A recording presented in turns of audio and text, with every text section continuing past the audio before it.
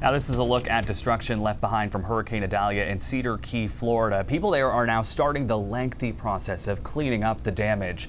Officials say record storm surge hit the area, damaging dozens of homes and buildings. The hurricane made landfall as a Category 3 storm just north of the region.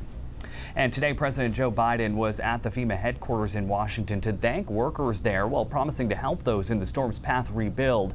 But with two major disasters this month, including the Maui wildfires, many are questioning if FEMA has the funds to back up what has been promised.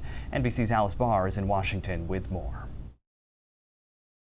Along Florida's Gulf Coast today, survivors of Hurricane Idalia are starting to pick up the pieces of their lives.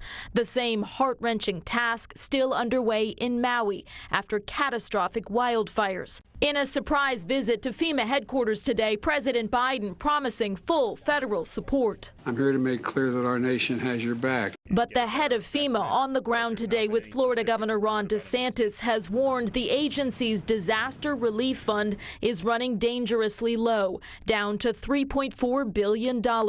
While immediate needs funding will ensure we can continue to respond to disasters, it is not a permanent solution. President Biden urging GOP lawmakers seeking spending cuts to get on board. We need this money done. We need this disaster relief request met, and we need to do it in September. Many Republicans oppose the proposal to link disaster relief funds to more emergency money for Ukraine. Florida Senator Rick Scott accusing the president of playing games with disaster aid.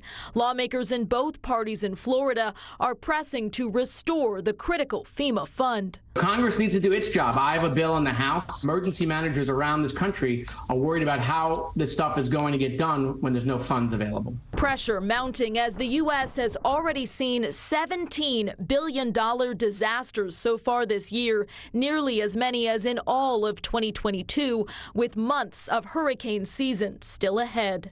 In Washington, Alice Barr, NBC News.